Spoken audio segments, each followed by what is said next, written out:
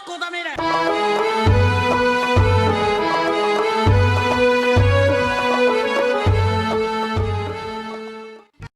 itu bisa membantu. Itu aja. Karena kalau bilang 100%, anakku kan divaksin. Dia kena juga gitu kan. Terus apa mau dibilang hari ini? Nggak ada gunanya vaksin, buktinya divaksin juga kena gitu loh. Ya, itu yang jadi pemikiran orang sekarang. Jadi gini Bang, tadi waktu Abang bertanya sama Jaya, aku nunggu Abang pasti tanya aku juga. Apa yang ada dalam pikiranku sekarang? Ya, jadi kemarin ada satu video yang bicara adalah Dr. Lula Kamal. Assalamualaikum, dengan Dr. Lula Kamal lagi. Kita ketemu lagi di video berikutnya ya. Hari ini aku mau ngebahas mengenai kok bisa ya orang udah divaksin COVID-19, tahu-tahu ya orang tersebut bisa positif kena COVID. Nah, terus gimana ceritanya? Aku mau cerita ya. Jadi gini, ada 3 kemungkinan yang terjadi waktu orang sudah divaksin COVID-19, tapi kena COVID. Jadi sakit positif kena COVID. Yang pertama, jadi gini, karena kita vaksinnya itu nggak pakai pemeriksaan, kita nggak di PCR dulu, nggak di swab antigen dulu, kita pokoknya orangnya sehat, di checklist, pokoknya nggak ada penyakit-penyakit tertentu, langsung kita kasih vaksin. Nah, kita nggak tahu nih, kita nggak nanya juga nih, 7 hari sebelumnya, 14 hari sebelumnya, mana aja, ketemu siapa aja, begitu. Jadi langsung kita vaksin orang tersebut. Jadi kemungkinan pertama adalah orang tersebut memang benar loh, dia kenanya sebelum vaksinnya. Jadi misalkan 3 hari sebelumnya nih, dia sebelum divaksin, dia udah kena sebetulnya, kena virus. Cuman belum ada gejala. Kemudian 3 hari kemudian dia divaksin, akhirnya setelah divaksin baru 5 hari kemudian timbul gejala. Tidak ada urusannya dengan vaksinnya. Terus vaksinnya jadi gimana? Vaksinnya cuma membazir aja. Jadi bahaya nggak orangnya? Nggak usah takut, orangnya nggak jadi bahaya. Dengan sangat seksi dan manja dia bercerita tentang vaksin itu apa. Gimana salah? Oke, kita memang tidak cari orang yang salah.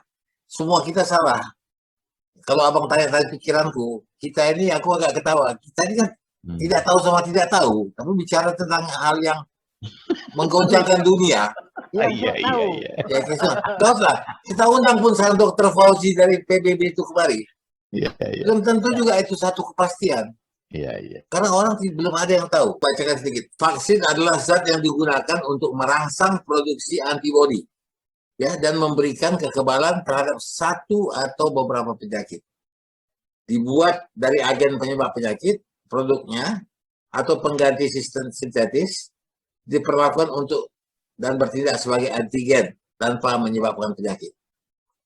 Nah, tapi ada kalimat yang dia bilang di sini, ya, yang dia bilang adalah tidak ada vaksin untuk melawan virus. Waduh. Gitu. Nah, jadi vaksin itu betul kalau orang bilang apakah setelah vaksin kemudian kita terhindar dari virus? Tidak. Ini penyakit, ini vaksin. Berhasil nggak vaksin? Nggak bisa. Ya apa guna dipakai kalau nggak berhasil? Maka aku agak membuka tadi yang kata si Idrus. Vaksin tidak akan bisa membuat orang bebas dari virus. Mungkin itu mesti dilanjut kata-katanya. Karena gini, waktu nggak bisa melawan virus, memang vaksin itu bukan untuk melawan virus. Iya, membuat antibodi yang bagus. Antibodi. Yang tadi kan dibilang, itu antibodi itu kan Tuhan udah kasih dalam tubuh manusia itu antibodi. Artinya setiap penyakit yang datang dilawan sama dia kan gitu kan. Nah, ini dilatih. Nah, orang dilatih kan bisa juga begini ceritanya. Kita dilatih, apakah semua orang begitu dirangsang antibodi jadi kuat, apa sama semua orang? Belum tentu. Nah, misalnya contoh ya, kalau kita lihat hari ini, coba cek lah, yang kena itu juga ada 1-2. Kalau lihat in percentage-nya, aku masih dengar kalau aku cek udah vaksin belum? Udah vaksin. Itu lebih banyak orang yang memang belum divaksin. Yang divaksin itu sedikit lebih aman. Tapi bukan berarti jaminan dia tidak. Jadi makanya efektivitas yang pernah aku ceritakan. Aku rasa bukan sedikit lebih aman, sedikit lebih pede.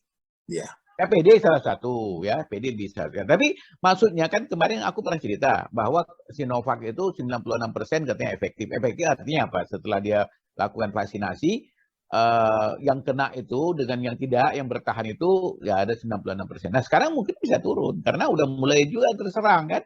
Terserang. Artinya ada 2 kemungkinan. Ini kita analisa awam ya. Ini kan sekarang ada yang jenis baru lagi masuk. Jangan-jangan yang tadinya dibuat untuk khusus untuk melawan vaksin yang jenis yang kemarin. Ini masuk yang baru lagi dan ada kan terjadi mutasi gen, modifikasi gen gitu. Apa namanya kan bisa berkembang gitu loh. Nah, tapi memang katanya ya, aku dulu kan jual juga makanan-makanan kesehatan. Itu ada istilah dalam kita itu melawan penyakit itu juga lebih banyak didorong oleh diri kita. Yang kau bilang saya jual makanan, sekarang kau perhatikan. Aku selalu makan Redoxon. Dari dulu nih, sebelum ada virus. Tetapi sekarang ditulis di sini, udah mulai. Dapat membantu meningkatkan daya tahan tubuh untuk ada virus. Jualan dia. Iya. Gagasan. Aku gini coba terus barangkali ya. Aku mau mencoba mengorek lah ini ceritanya nih kan supaya aku lebih yakin untuk bisa ikut bervaksin. Karena aku tengok Jaya sama Madini nunggu aku ini. Ya kan? Kenapa? Si Jaya belum vaksin juga? Oh belum. Aku kan belum lansia. Kalau belum aku suruh mana berani orang nih. Ya, orangnya masih balita bang, belum lansia. Iya. Karena begini, kita setelah vaksin ya, artinya kan upaya kita itu adalah untuk meningkatkan kekebalan tubuh. Itu kan inti pertamanya kan gitu. Atau menaikkan antibodi, iya kan?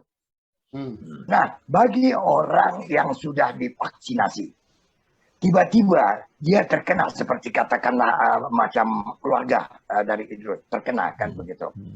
Apakah ada dia memakan obat lain? Ataukah cukup vaksin itu saja yang menumbuhkan antibodi? Ataukah ada obat-obat bantuan? Ada. Sorry bang, kalau aku bisa jawab langsung. Ya. Sekarang. TS juga kan anaknya kena. Jadi ada. Jadi sekarang aku masih ingat obatnya semua. Kemarin aku beli bang. Ya, Sorry. makanya yang saya bilang tadi, kalau saya itu lebih cenderung ya barangkali sampai hari ini ya lebih apakan dengan obat-obatan karena obat-obat tentu juga yang diminum orang sakit. Bang, aku potong ya. Sorry, aku mau potong dulu. Istriku karena dia paling khawatir kan, aku bilang dia bawa banyak penyakit bawaan. Dia itu di rumah itu persiapan obat, bukan persiapan, yang dimakan obat persis seperti orang udah kena COVID. Semua lengkap, sampai ada freezer yang untuk ngetes saturasinya, dia punya. Dia harus benar-benar ngecek ada berapa.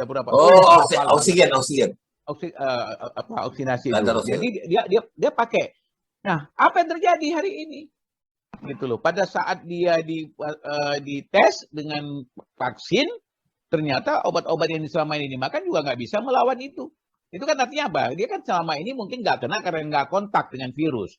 Dia itu pakai masker kemana-mana. Aku bilang kalau pakai masker itu jadi kasihan aku ngelihatnya. Di mobil berdua sama aku juga pakai masker karena itu kan jadi hirup CO2. Tapi begitulah. Nah tapi ternyata obat-obat yang dimakan begitu hebat tuh membangun antibodi, begitu divaksin dia langsung demam. Artinya apa? Obat-obat itu juga nggak bisa sebagai jaminan untuk menahan virus. Sebetulnya begini nih. Yang kita bicarakan itu yang dikatakan Idrus itu 100% benar. Yang dikatakan Bang Cali juga benar, semua benar. Cuman yang sampai ke masyarakat ini tidak benar. Jadi divaksin di apapun semua segala macam, kalau masih berkeliaran dan tidak menggunakan prokes itu yang paling parah. Nah, artinya apa? Kita sibuk di sini memperdebatkan itu ya. Buktinya apa? Sekarang dengan varian baru virus corona itu ditambah dengan waktu kita Lebaran sekali itu yang yang mudik semua segala macam eksesnya sekarang. Artinya apa? Ada orang bilang ya, kenapa nggak tegas pemerintah misalnya membuat harus di rumah, tidak boleh kemana-mana. Nah, jangan buka warung, jangan buat warung restoran sampai jam 9. Jadi dari pagi sampai jam 9 apa nggak makan, nggak berkeliaran di situ. Ini satu persoalan lain. Aku ini. Bukan, ini satu persoalan lain nih. Itu kemarin aku bicara dengan Freddy Tulung, ya. Dia itu adalah dulu dirjen di Kominfo. Dia bilang sekarang, Pak Ishari dia bilang, saya sekarang stop dulu berkontribusi. Kenapa? Karena saya melihat ada kegamangan, kebimbangan dalam setiap keputusan yang dilakukan. Jadi saya tidak bisa memberikan kontribusi apapun. Bisa salah. Kenapa? Coba lihat. Kita mau memberantas vaksin. kita larang ada kerumunan. Tetapi pada saat yang sama kita mau menggerakkan juga ekonomi. Nah, Dibukalah tempat-tempat tamasya, dibukalah tempat-tempat hiburan. Orang berkerumun untuk memajukan ekonomi. Tapi kemudian setelah itu merah. Ini dua kebijakan pemerintah yang berbeda satu sama lain. Itu Dibuka dilematis. salah, tak dibuka salah. Jadi ini kayak Itu buah si dilematis. Iya, ini kayak buah si malakama, Bang. Dimakan mati ayah, tak dimakan mati ibu. Jadi apa kata orang? Ocop-ocop aja lah. Isep-isep aja.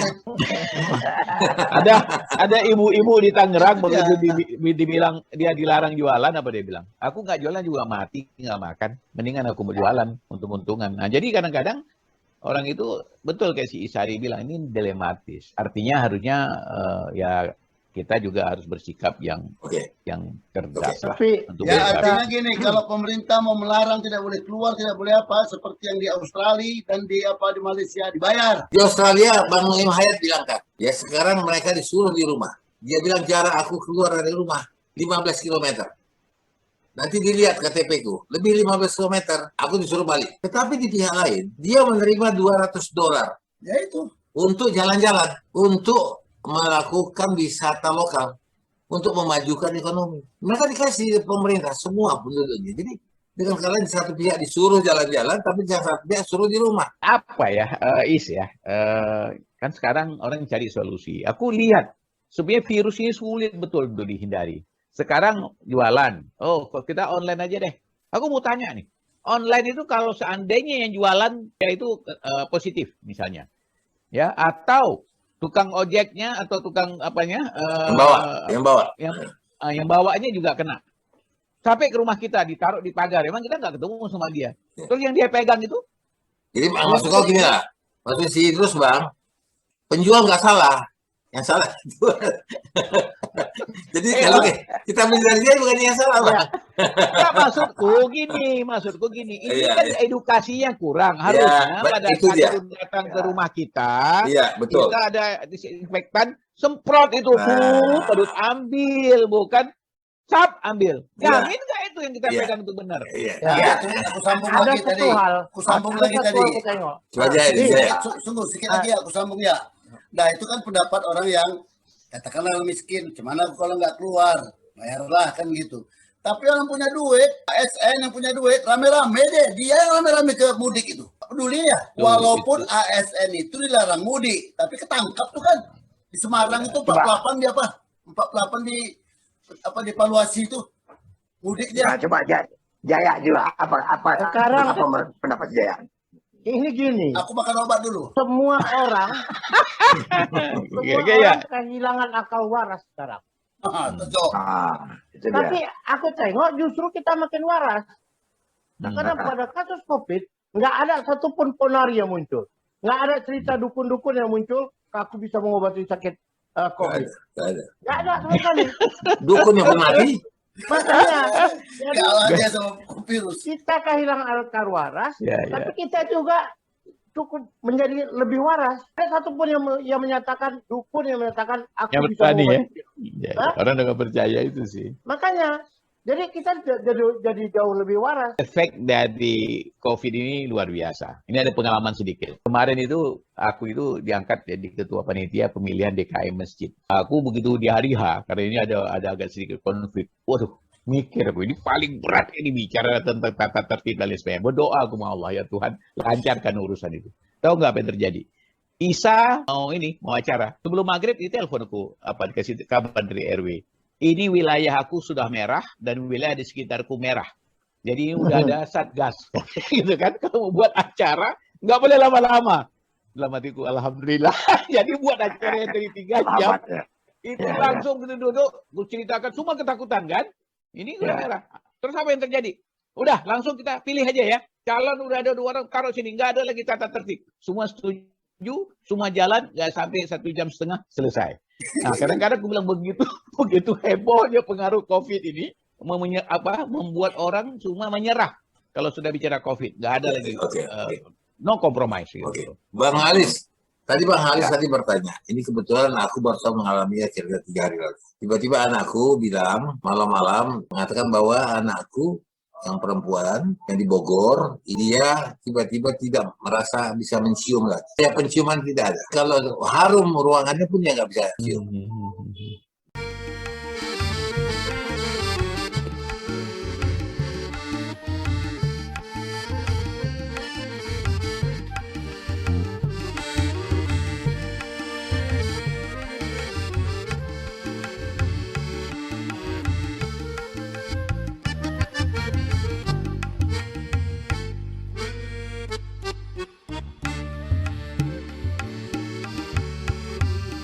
ほーらすこだめだ